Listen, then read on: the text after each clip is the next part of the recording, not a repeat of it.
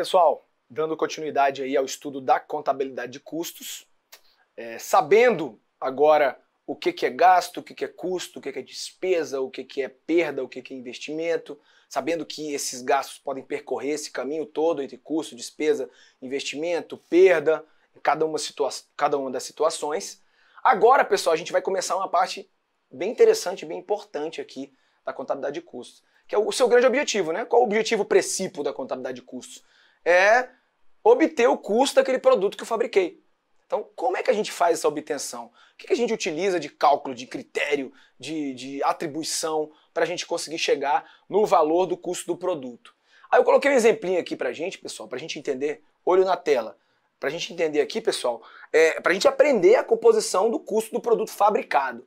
Aí eu coloquei um exemplo aqui, né? Seguindo o nosso grande amigo Marcel Guimarães, que sempre fala de comida aí nas aulas, eu coloquei aqui uma comida aqui pra gente, uma sobremesa aqui, né, que é o mousse de limão. Aí eu vou aqui na aula de hoje tentar ver com vocês como é que a gente vai calcular o custo de fabricação da mousse de limão. Vamos supor que você, resolvemos agora abrir uma nova empresa, só a gente, só eu, só você, de fabricação de mousse de limão para vender esse mousse de limão. Essa mousse, né? Muita gente fala no feminino porque vem do francês, mas eu prefiro falar masculino mesmo, que em brasileiro, tá?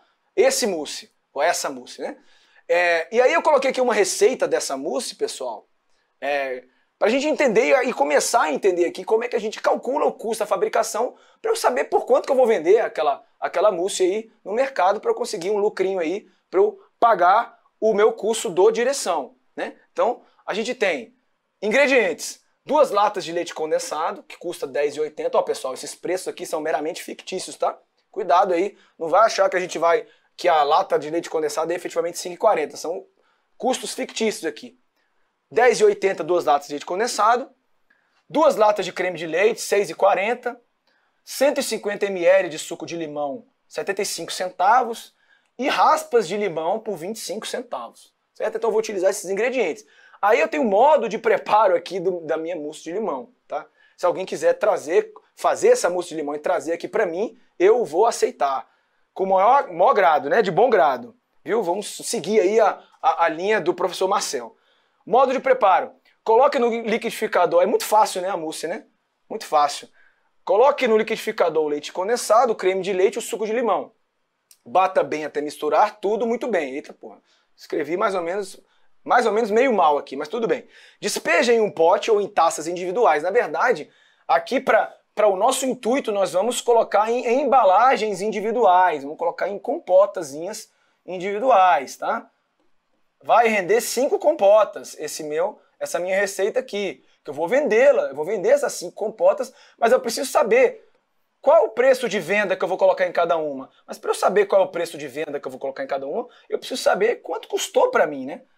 Para eu produzir cada uma dessas compotinhas aqui de mousse de limão. Aí, rale a parte verde do limão e coloque, ó, só verde, senão vai amargar. Estou ensinando a receita para ganhar aí uma mousse em breve. E polvilhe sobre a mousse. Leve a mousse para gelar por aproximadamente 2 horas e sirva bem geladinha. Beleza?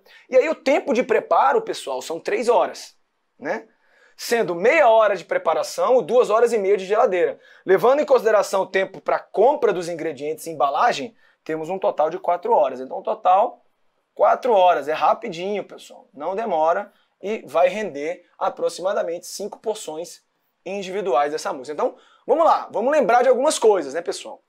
O que eu utilizei de fatores de produção, que é o que a gente vai precisar entender para chegar no custo de fabricação. Quais foram os fatores de produção que eu utilizei? Primeiro, o fator de produção principal, os meus ingredientes, né? Os meus ingredientes, né, são o meu fator de produção principal, que a gente vai ver que são os meus materiais, né? Minha matéria-prima. Eu vou colocar materiais aqui que é mais genérico. Os materiais que eu utilizei, né? Dentre eles a matéria-prima, né? Os materiais que eu utilizei para a fabricação da minha mousse de limão. Qual é o outro fator de produção, né, pessoal? O meu outro fator de produção é o meu trabalho, né, pessoal? O meu trabalho é um fator de produção. A gente vai ver que a mão de obra é um fator de produção principal, essencial para a fabricação do produto. E aí eu tenho outros fatores de produção que a gente vai ver também, que são os fatores indiretos, né? Os custos indiretos de fabricação, os gastos gerais de fabricação, que a gente vai entender o que são ainda daqui a pouco. Então, pessoal, para eu estimar o custo de cada uma dessas compotas, desses potinhos aqui de mousse de limão, eu vou ter que entender qual foi o custo dos fatores de produção dessa minha mousse de limão. E eu falei para vocês que esses fatores de produção são basicamente 3, né? Os ingredientes, que são os materiais que eu utilizei, né? A matéria-prima, basicamente, né? Eu tenho a minha mão de obra, que é meu trabalho, né?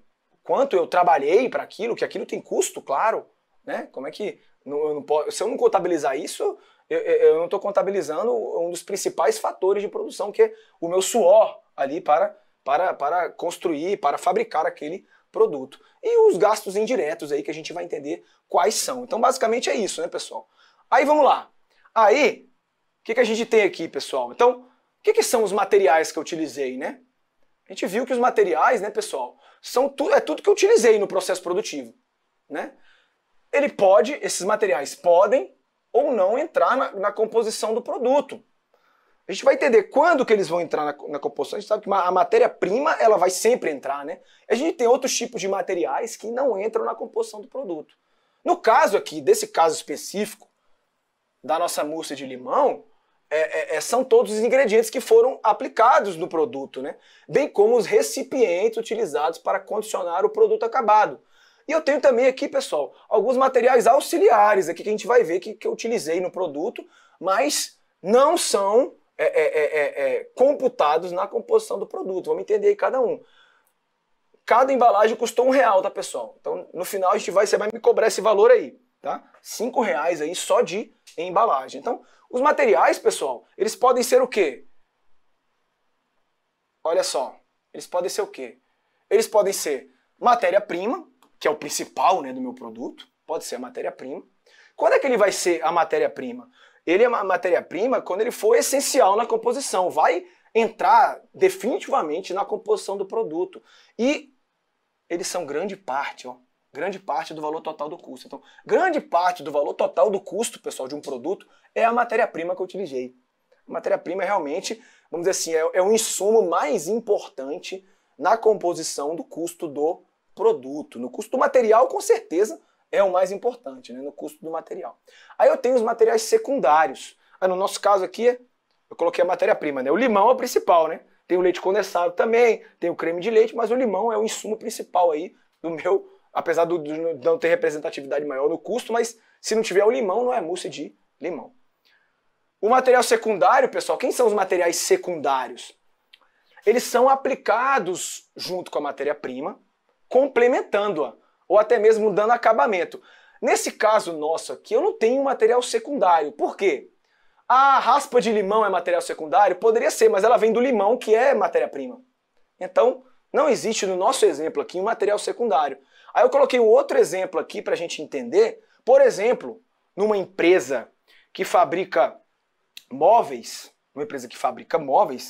eu tenho lá a dobradiça, né? A dobradiça da porta é um material secundário. Não é a matéria-prima, porque não é o principal, mas ela é aplicada juntamente com a matéria-prima. Eu não tenho a porta acabada se eu não tiver a dobradiça, não é isso? Nas portas que abrem assim, né? No porta de correr. Não vai me falar que a dobradiça não é porque a porta é de correr, né, pessoal? Às vezes a gente gosta de procurar cabelo em ovo, né? E a cola também, que é utilizada para colar ali a dobradiça, para fazer as colagens das madeiras na fabricação dos móveis. É um material secundário, que é aplicado juntamente com a matéria-prima, mas ela complementa, ela dá só o acabamento necessário ao produto. Aí, pessoal, eu tenho também os materiais auxiliares. Os materiais auxiliares são itens que participam do processo produtivo, mas não entram na composição do produto. Não entram na composição do produto. Por exemplo, lá no nosso exemplo a gente tem material auxiliar. Ou a gente não utilizou uma faca para cortar o limão, ou a gente não utilizou um abridor de lata para abrir a lata do leite condensado. Então, são materiais auxiliares, mas que não entram na composição dos produtos, tá, pessoal? Não entram na composição dos produtos. A gente vai ver onde a gente vai classificar essa galera aqui. tá? Na composição do custo do produto, se é que teve parcela de contribuição no custo do produto. E aí, pessoal, a gente tem os materiais de embalagem, que são os materiais, como o nome já diz, necessários para acondicionar ou embalar os produtos antes que eles saiam da área de produção. Os materiais de embalagem, pessoal, não são essenciais, mas são muitas vezes necessários para acondicionar os produtos. Beleza? Então, basicamente, eu tenho dentro dos materiais as matérias-primas, os materiais secundários, os materiais auxiliares e os materiais de embalagem. Vamos ver como é que cada um deles é tratado dentro da obtenção do custo do produto. Então, pessoal, a gente tem os materiais que, na verdade, são todos os objetos utilizados no processo de fabricação. E no nosso caso, pessoal, o que a gente tem de material? A gente tem as 2 latas de leite condensado, que custaram R$ 10,80, as 2 latas de creme de leite, que foi R$ 6,40, o suco de limão e a raspa de limão, que custaram R$ 75 e 25 centavos, respectivamente, e as 5 cumbucas, né? Eu gosto dessa palavra, cumbucas para embalagem, que custaram R$ 5,00. Então eu tenho o total que custou os materiais para mim, R$ 23,20. Ah, beleza. Então, os 5 recipientes, juntamente com a mousse, me custaram no total R$ 23,20. Certo ou errado, pessoal? Errado, né? Por quê? Isso é apenas uma das partes dos fatores de produção. Eu ainda tenho que contabilizar o quê? Pô, eu trabalhei, né? Eu trabalhei para fazer aquela mousse. Então, o custo do meu esforço para fazer aquele produto, do meu trabalho, tem que ser computado do custo do produto, né? Eu não posso apenas utilizar como referência o custo do material, né? Porque eu tenho que contabilizar tanto o meu trabalho, o meu suor, minha mão de obra, quanto outros custos aí que indiretamente vão influenciar no custo do produto. Beleza, pessoal? Então, sabendo agora, inicialmente, que o meu custo dos materiais vale R$ 23,20, eu tenho que olhar e observar, né, pessoal, os demais fatores produtivos, os demais fatores de produção. Primeiramente, a mão de obra, que é meu trabalho, né? Aí eu vou ter que arrumar um jeito, isso que é a grande graça da contabilidade de custos, para eu entender quanto é que vale essas minhas 4 horas de trabalho. Quanto vale as minhas 4 horas de trabalho? Isso é um critério que eu vou ter que utilizar para saber quanto que custou o meu esforço, quanto que custou o meu suor, quanto que custou a minha mão de obra para a fabricação desse meu produto. Beleza, pessoal? Aí eu tenho também os gastos gerais de fabricação. Quem é essa galera? É tudo que não é nem material e nem mão de obra, né? Corresponde aos demais gastos, são os demais gastos que interferem na fabricação. E pela própria natureza deles, eles não podem ser classificados nem como material, nem como mão de obra. Nesse caso aqui da mousse, pessoal, envolve o gasto aluguel, o lugar que eu estou fazendo a mousse, se não é meu, eu estou gastando com aluguel. Na verdade, gás não, né, pessoal? Eu coloquei gás aqui, mas não é não nesse caso do exercício, porque eu não estou utilizando fogão. Mas energia elétrica da geladeira, né? E depreciação dos móveis e utensílios. Geladeira, mesa, panela, colher, faca e assim por diante. Toda a depreciação desses utensílios que eu utilizei, né? Elas são gastos, porque a gente tem que contabilizar isso. Mas não podem ser classificados nem como materiais e nem como mão de obra, pessoal. Então é isso. Eu sei isso aqui, né? Eu sei isso aqui. Isso aqui tudo é o custo de fabricação da mousse de limão. Tudo isso aqui é o custo da fabricação. Como eu vou calcular? Eu já calculei os materiais, que é mais fácil, né? Mais objetivo. Agora, como é que eu vou calcular o restante do custo de fabricação aí da mousse?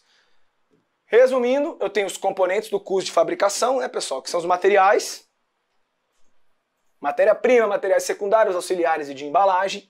Eu tenho a mão de obra, que é o meu trabalho para a fabricação dos produtos. E tem os gastos gerais, que são os demais gastos que interferem na fabricação, mas não podem ser classificados nem como materiais e nem como mão de obra, pessoal. Beleza, pessoal. Eu sei agora que o custo da minha mousse ela é composta por esses 3 fatores de produção: material, mão de obra e gastos gerais de fabricação.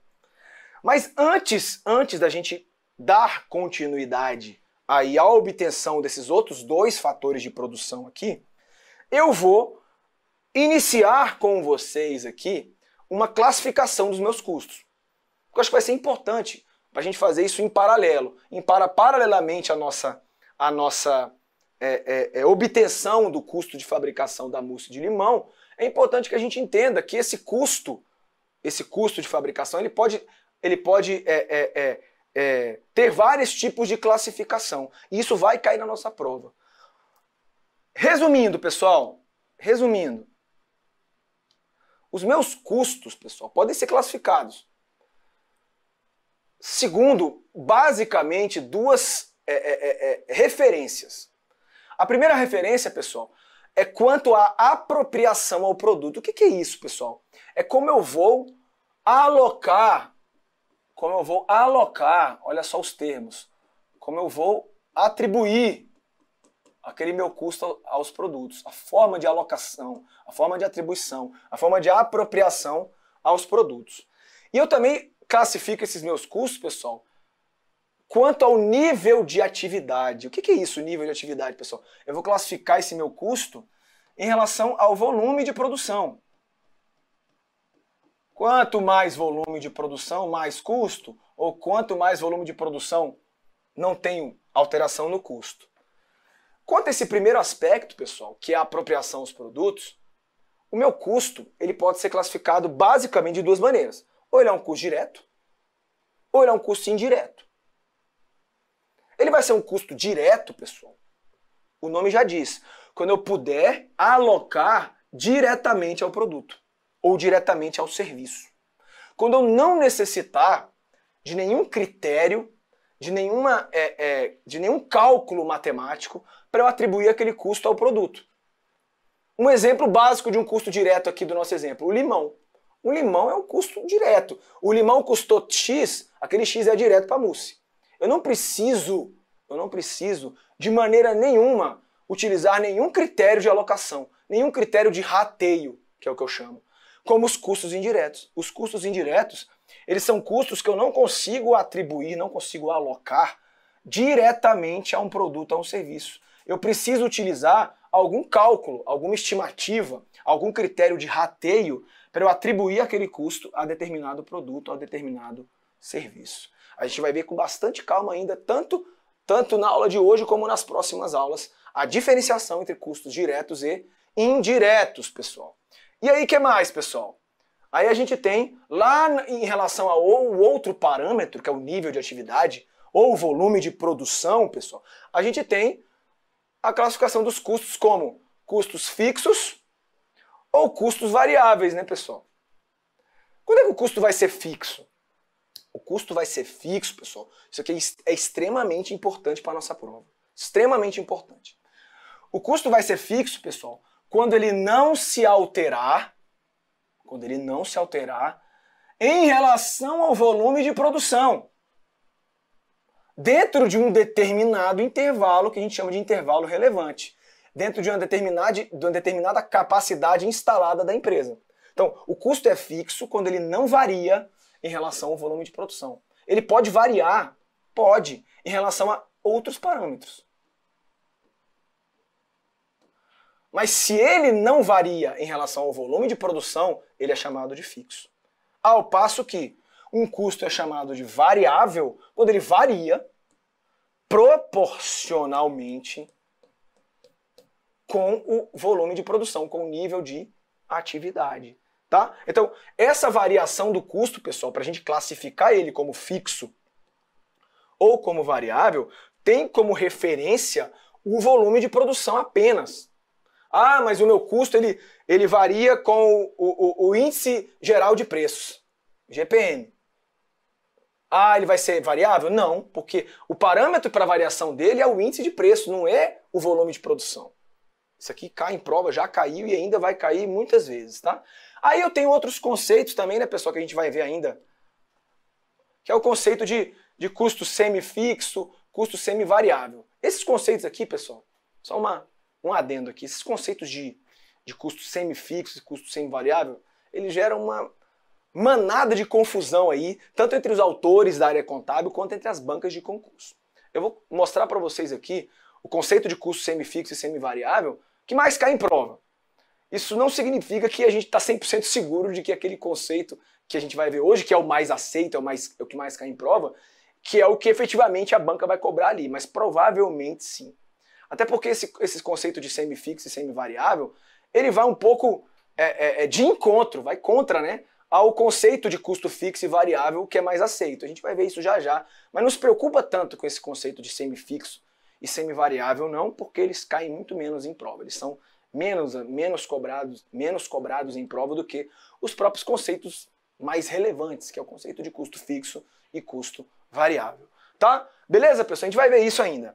Então, a classificação, como a gente viu, de custos quanto à apropriação aos produtos, eles podem ser diretos ou indiretos. Então, como a gente viu, os custos diretos, como o nome já diz, ele é diretamente associado à produção de um determinado produto.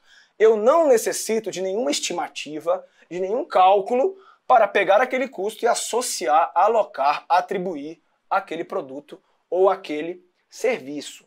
Já os custos indiretos, pessoal, eles dependem de quê? De cálculos ou estimativas para serem divididos e associados à produção de um determinado produto. Então, eu tenho aquele custo que ele necessita de algum critério, que a gente chama de critério de rateio, né? Para serem alocados, atribuídos, associados a determinados produtos ou determinados serviços. Não é fácil, né, pessoal? Eles não são fáceis. Porque na maioria das vezes que a gente está se deparando com um custo dessa natureza, um custo indireto, pessoal, ele é diluído em mais de um produto ou serviço. E às vezes, pessoal, eu não consigo estabelecer um critério consistente. Eu às vezes incorro na chamada arbitrariedade. Eu, às vezes, tenho critérios muito arbitrários que empobrecem a composição do custo desses produtos aqui. Então, qual é o grande objetivo aqui quando a gente está na contabilidade de custos? É tentar encontrar critérios o menos arbitrários possíveis para obter os custos dos produtos quando esses custos são indiretos. Certo, pessoal? Aí, voltando um pouquinho para o nosso exemplo, o custo de fabricação lá da mousse, pessoal, são os 3 fatores de produção, os materiais,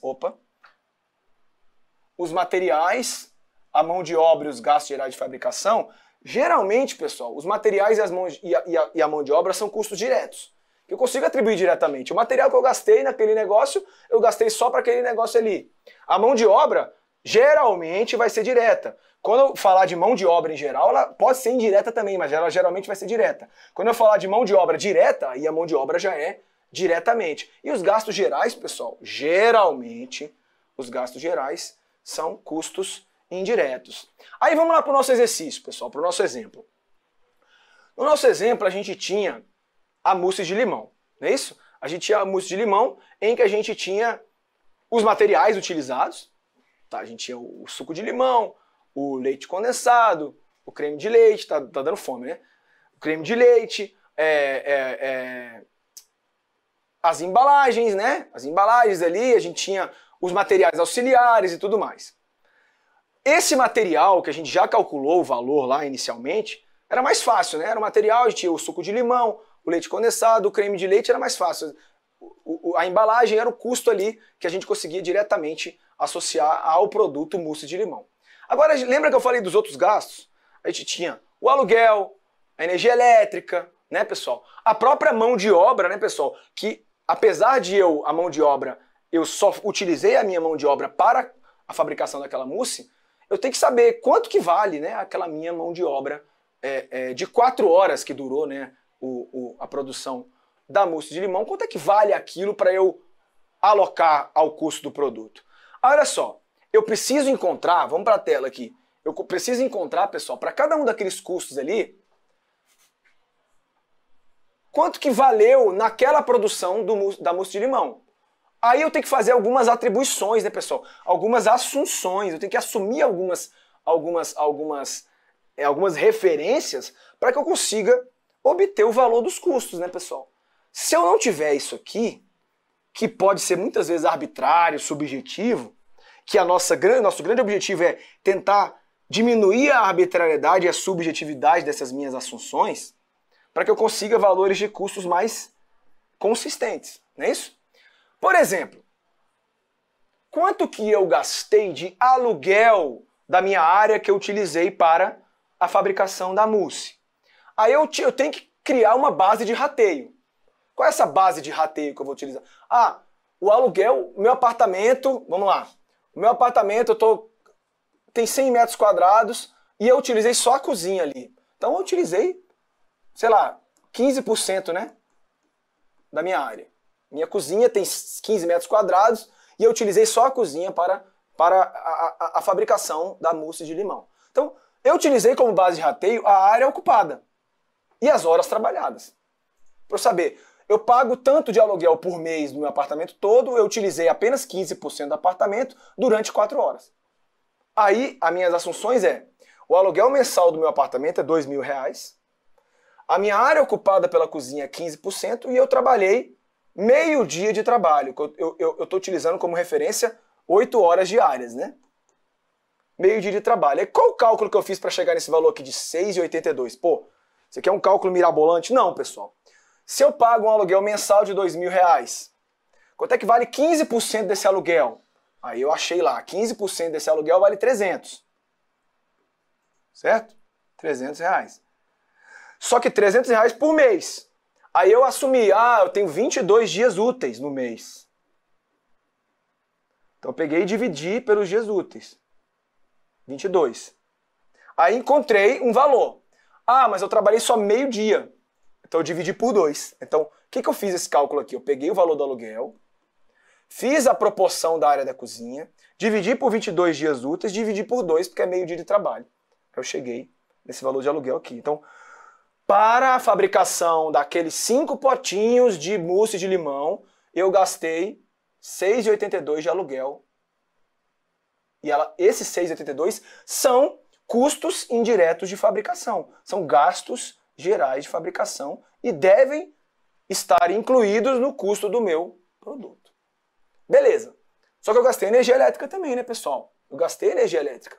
Eu iluminei, eu gastei a minha geladeira, a energia da minha geladeira e a energia da luz lá da minha cozinha. Aí essa é a minha base de rateio. O que eu assumi? Eu assumi que eu gasto em média, R$320 de energia por mês, só que a energia de todo o apartamento. Então eu tenho que fazer a proporção dos 15% que ocupa a cozinha. E ainda dos 15%, meio dia de trabalho. Então eu fiz os mesmos cálculos. Peguei 320, peguei 15% disso, dividi por 22 e dividi por 2 de novo. Encontrei R$1,09 de energia. Daniel, mas você tem que fazer isso? Tem. Tem, porque senão você não está calculando todos os fatores de produção que são utilizados na produção daquela mousse, da produção daquele produto. Então, por enquanto, eu tenho R$6,82 de aluguel, R$1,09 de energia elétrica. Aí eu tenho a depreciação dos meus utensílios, pessoal. Caramba, tem que calcular isso? Tem. Senão eu não estou refletindo todos os fatores de produção que foram utilizados.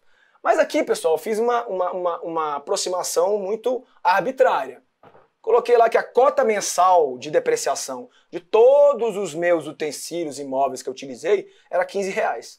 Eu peguei R$15, dividi por 22 e dividi por 2. 22 dias úteis e dividi por 2 porque foi meia hora de trabalho. Achei 34 centavos de depreciação.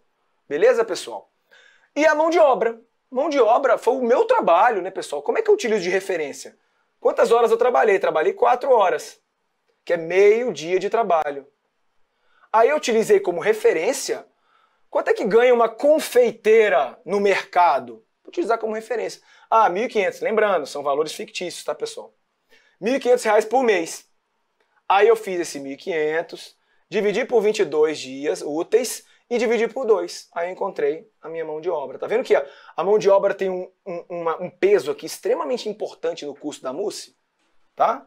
Tem um valor extremamente importante. Então, aqui, pessoal, eu já tive os fatores de produção dos materiais, que eu já calculei. Eu tive os fatores de produção da mão de obra e eu tive os fatores de produção relativos aos gastos gerais de fabricação. E aí, pessoal, aí eu vou ter todo o custo que eu utilizei na fabricação da minha mousse de limão. E aí eu vou saber quanto que ela custou para eu saber por quanto eu preciso vendê-la para que eu tenha, né, o meu lucro aí operacional. E a partir daí eu chegar no meu lucro líquido aí da minha pequena empresa de fabricação de mousse de limão. Beleza, pessoal? Levando então todo esse meu resultado para a minha mousse de limão, eu vou ter. Quem foi custo direto aí? Direto foi os materiais que eu utilizei diretamente, né, pessoal? Na fabricação da mousse. Leite condensado, creme de leite, suco de limão, raspa de limão e cumbuca para embalagem.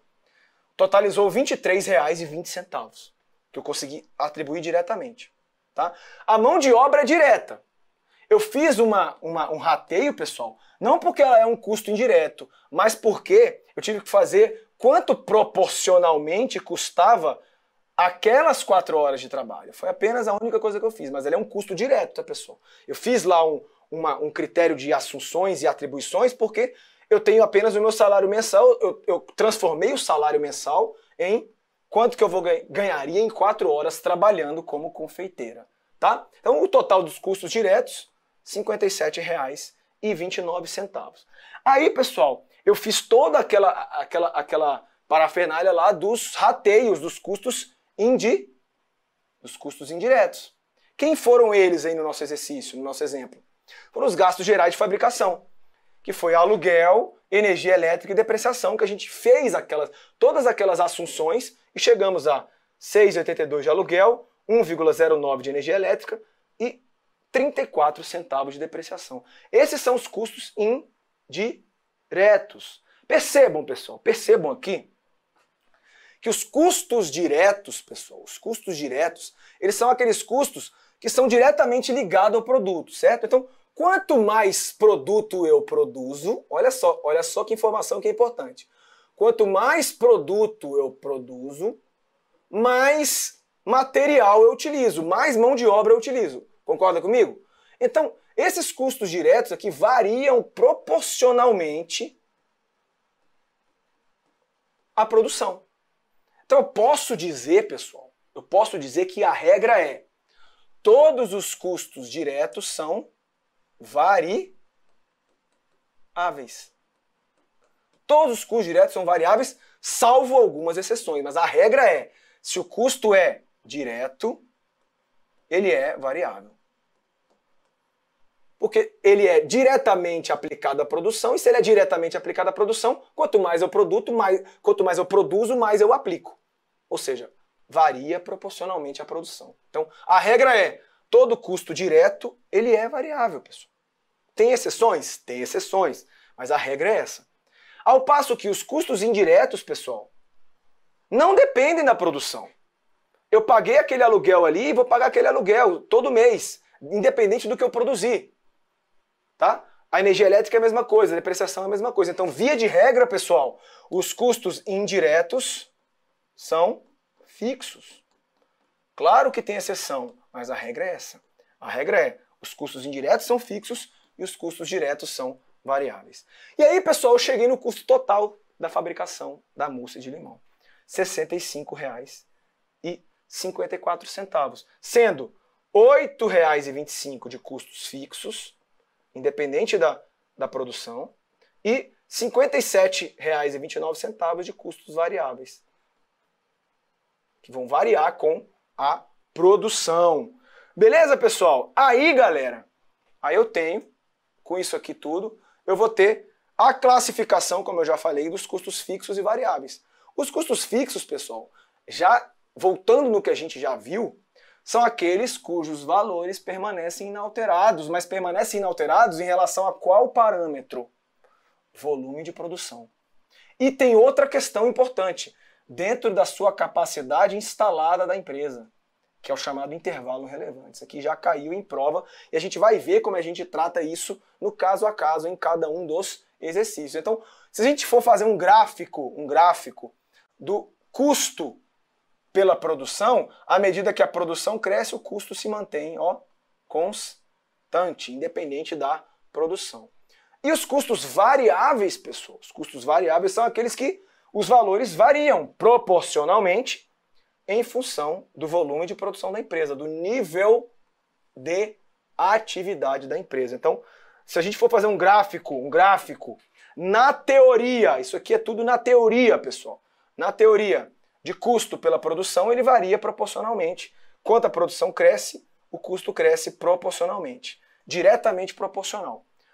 Então, na teoria, o gráfico do custo variável é assim, né, pessoal? Isso é só teoria. Teoria é linda. Na maioria das provas, a gente vai encontrar situações assim. A produção cresce e o custo cresce de maneira proporcional. Né? Um ângulo aqui só da minha reta. Agora, o que acontece na prática? Na prática, os custos variáveis, eles são assim, né, pessoal? Eles variam, não é exatamente diretamente proporcional. Mas, para efeito de prova, pessoal, a gente precisa saber que, teoricamente, o custo varia proporcionalmente. Na prática, a variação ela não segue um parâmetro definidinho, bonitinho, mas que a gente pode dizer que dentro de certos intervalos pré-determinados, aquele custo é diretamente proporcional.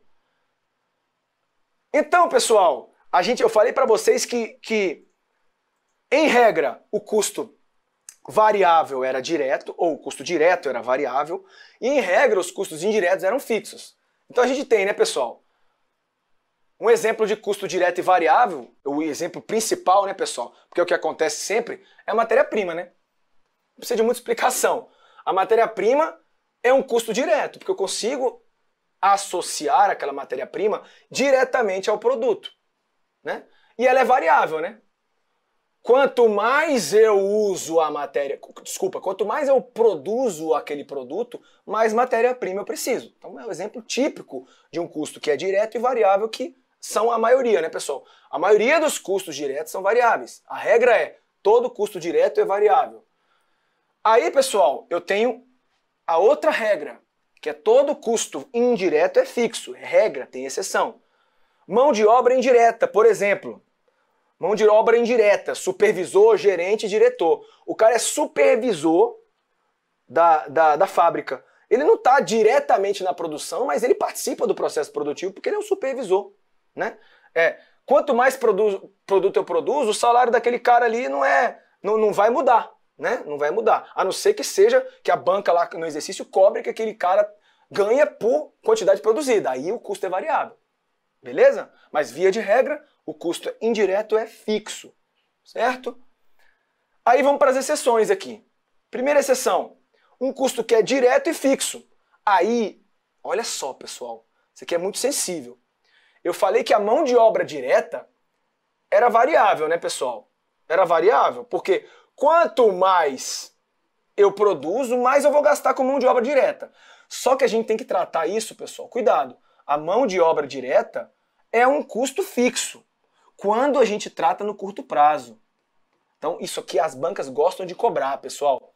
A mão de obra direta, se no longo prazo, é claro que ela vai ser variável, porque quanto mais eu produzo, mais eu preciso de mão de obra.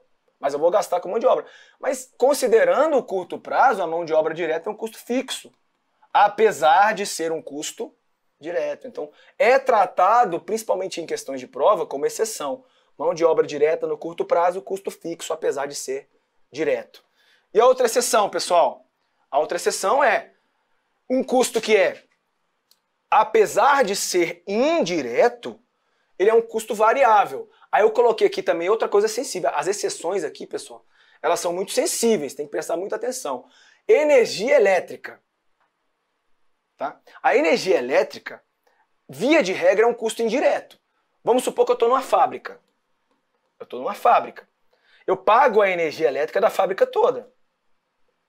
Se essa fábrica produz mais de um produto, produz 4 produtos, por exemplo, essa energia elétrica aqui é um custo indireto, né, pessoal? Porque eu tenho que utilizar estimativas para calcular quanto que a energia elétrica serviu para o produto 1, quanto que a energia elétrica serviu para o produto 2, quanto que ela serviu para o produto 3 e quanto que ela serviu para o produto 4. Então ele é um custo indireto, eu não consigo atribuir diretamente.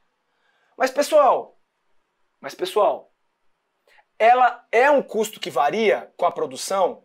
Aqui é sensível, aqui é bem sensível. Porque, por exemplo, a energia elétrica, via de regra, é um custo que é semi-variável. né? Um custo semi-variável, ou às vezes até semi-fixo, a gente vai ver já já. Mas a gente pode dizer que a energia elétrica pode ser uma exceção de custo que é indireto, porque eu não consigo atribuir diretamente ao custo do produto, mas ela é um custo variável, porque quanto mais eu produzo, via de regra, mais eu gasto energia naquela fábrica. Beleza, pessoal? Outro exemplo também dessa exceção é o material de consumo. Material de consumo, ele muitas vezes é custo direto, mas algumas vezes ela pode ser custo indireto. Porque se eu uso um material de consumo para a fabricação de vários produtos, ele é um custo indireto. Mas quanto mais eu produzo, né, mais eu utilizo aquele material de consumo. Então, o material de consumo pode ser um custo indireto variável. Tá? Então, cuidado com essas exceções que elas são sensíveis. A gente tem que observar na hora da prova, pessoal. Olha só, não vamos decorar isso não, vamos sempre entender. O custo vai ser direto quando eu conseguir alocar ao produto sem dificuldade. Se é uma empresa que fabrica um produto só, todos os custos daquela empresa são diretos, porque eles estão alocados àquele produto. Se o custo é indireto, ele só vai ser indireto quando eu tiver alguma dificuldade para alocar os produtos. É uma empresa que fabrica vários produtos e eu tenho um custo que serve para todos aqueles produtos. E eu preciso de um critério para alocar a cada um daqueles produtos o meu custo. Então ele vai ser direto se for assim e vai ser indireto se for desse jeito que eu acabei de falar. Agora, o custo vai ser fixo se ele não variar com a produção, naquele intervalo ali relevante, naquele capacidade instalada da empresa. Ele vai ser variável se ele variar proporcionalmente ao volume. Então é isso que eu tenho que saber. As exceções eu tenho que tratar o caso a caso. E na prova a banca vai ser clara se aquilo vai se tratar de uma exceção ou se vai se tratar da regra. Qual é a regra? Se o custo é direto, ele é variável. Se o custo é indireto, ele é fixo. Beleza, pessoal? É isso que a gente tem que levar. Aí, galera, pra gente finalizar aqui a nossa brincadeira de hoje, a gente tem assim, ó. Lá no nosso exercício, a gente falou de custos fixos totais, custos variáveis totais. Mas eu vou fazer uma análise aqui agora de como é que se comporta esses custos fixos e esses custos variáveis por unidade produzida. Quantas unidades eu produzi no exercício? Eu produzi 5, né? Eu produzi 5 cumbucas de mousse de limão. Pessoal, você concorda comigo que independente se eu produzir uma, se eu produzir duas, se eu produzisse 3, se eu produzisse 4, se eu produzisse 5, eu ia ter aquele custo fixo de 8,25, porque ele é fixo. Ele não varia com a quantidade produzida. Então aquele meu custo fixo é 8,25. Agora, esse meu custo fixo aqui, ele é fixo no total. Mas se eu considerar o meu custo fixo por unidade, vocês vão ver que ele varia, ele decresce quanto mais unidades eu produzo. Olha só, o custo fixo unitário, se eu produzir uma unidade, é 8,25 dividido por 1, que é 8,25. O meu custo fixo, quando eu produzo 2 unidades, já é 8,25 sobre 2, que é 4,12. Se eu produzo 3 unidades, o meu custo fixo vai para 2,75. Se eu produzo 4 unidades, o meu custo fixo vai para R$ 2,06. E se eu produzo finalmente 5 unidades, o meu custo fixo vai para R$ 1,65. O que a gente pode concluir com isso aqui, pessoal? Que o custo fixo total é constante, mas o custo fixo por unidade decresce à medida que eu produzo mais. Ou seja, aqui que é o ganho em escala, né, pessoal? Quanto mais eu produzo, mais eu diluo os meus custos fixos. Eu consigo uma diluição dos custos fixos. E, pessoal, esse conceito aqui é importante quando a gente for estudar a alavancagem operacional nas próximas aulas. Que a estrutura de custos fixos de uma empresa é de extrema importância, porque se ela tiver uma estrutura de custos fixos boa, baixa, ela consegue ganhar mais em escala do que uma empresa que tem uma estrutura de custos fixos altas. Porque quanto mais eu produzo, o meu custo fixo por unidade ele vai sendo diluído, ele vai sendo dispersado, né, por unidade. Já o custo variável, pessoal, o custo variável, eu percebi que ele custa por unidade, aquele meu custo variável, R$ 11,45. E quanto mais eu produzo, mais aquele meu custo variável varia, porque ele varia proporcionalmente às unidades produzidas. Tanto é, pessoal, que naquelas minhas 5 unidades da mousse de limão, eu tive 8,25 de custo fixo, que a gente viu, e R$ 65 de custo total, sendo que eu tive 57 de custo variável. Ou seja, o meu custo variável total varia proporcionalmente com as unidades produzidas, mas o meu custo variável unitário, ele é constante. Por que ele é constante? Porque o meu fator de proporcionalidade para eu calcular o custo variável é a própria quantidade vendida. Ou seja, se eu estou dividindo pela unidade aqui, eu vou sempre chegar nesse valor, que é o valor referência do meu custo variável unitário. Ele vai ser sempre constante e vai variar de acordo com a quantidade produzida. Isso vai me dar o quê, pessoal? Olha só. Graficamente eu tenho custos por unidade em relação à produção. Se o meu custo é variável, o custo variável unitário não varia, né? O custo variável unitário é constante, porque o fator de proporcionalidade é a própria quantidade produzida. Agora, o meu custo fixo unitário diminui à medida que eu tenho o aumento da produção. Isso se chama o quê? Diluição dos custos fixos. Quanto mais eu produzo, menos eu gasto por unidade esses meus custos fixos. Esse conceito aqui é de extrema importância quando a gente for estudar a estrutura de custos fixos de uma empresa e a chamada alavancagem operacional. Beleza? E aí, pessoal, para a gente finalizar, eu vou dar uma passada aqui inicial na estrutura dos custos semivariáveis e os custos semifixos. Pessoal, o que são os custos? Isso aqui, voltando, tá? Cuidado, isso aqui é muito sensível. Não existe um consenso nem entre autores e nem entre bancas de concurso a respeito do conceito de custo semivariável e semifixo. O que eu vou mostrar aqui para vocês é o que a maioria das bancas costuma cobrar, porque a maioria dos autores defende essa classificação aqui. Beleza? Vamos voltando aqui. Custos semivariáveis. Eles são custos que são variáveis, mas têm uma parcela fixa. Olha só, por exemplo, até a produção X, de X unidades, por exemplo, ele é fixo. Até uma certa produção. E a partir da produção de X mais alguma coisa de unidades, ele passa a ter o comportamento variável. Então, caso a produção supere X unidades, o custo passa a ser variável. Isso aqui é uma estrutura de custo semivariável. Você tem, por exemplo, em alguns lugares o custo com energia elétrica ele tem esse comportamento, a energia elétrica. Até um consumo de X kWh lá, eu vou pagar um valor X fixo, valor Y, R$100. A partir do consumo que ultrapasse aquela quantidade, aí eu vou crescendo proporcionalmente com aquele consumo. Então, em certas situações, a energia elétrica é considerada um custo semivariável, tá, pessoal? Então, a energia elétrica pode ser fixa? Pode ser fixa. Pode ser variável? Pode ser variável. Pode ser semivariável? Pode ser semivariável. Então, é um exemplo aqui de custo semivariável. Outra forma de você olhar o custo semivariável é esse aqui, pessoal. Olha só. Ela, independentemente da quantidade produzida, eu já tenho um valor que eu gasto.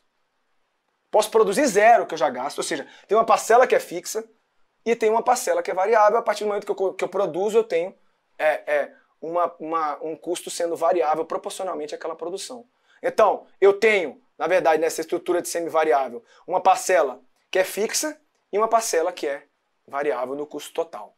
Beleza, pessoal? E, finalmente, para a gente acabar a nossa teoria, tá? A gente tem os custos chamados custos semifixos. Os custos semifixos, pessoal, são também chamados de por degraus. São chamados por degraus. Por exemplo, aqui, se eu tenho uma produção de 0 a X unidades, o meu custo é 1. A partir de X até um patamar Y, o custo varia de patamar, mas se mantém fixo dentro daquele patamar. Então ele se mantém fixo dentro de patamares e vai subindo de degraus em degraus. Ou seja, se ele produz de X a Y, o custo é outro. Se ele produz de Y a Z, ele variou de patamar, variou de degrau, mas se mantém fixo naquele patamar.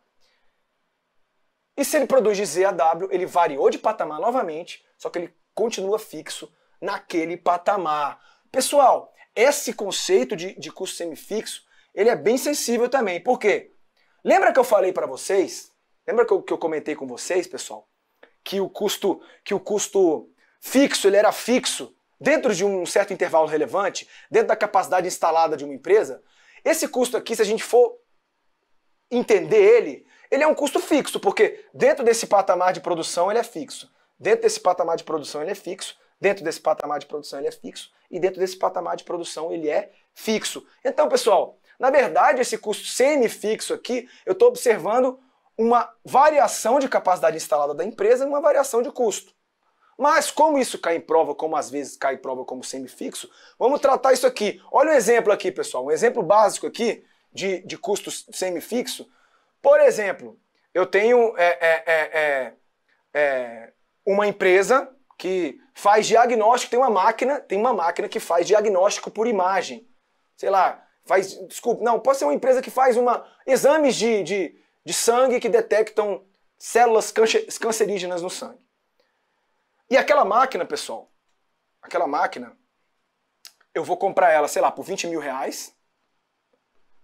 E essa máquina, ela consegue fazer por mês de 0 até 1.000 exames.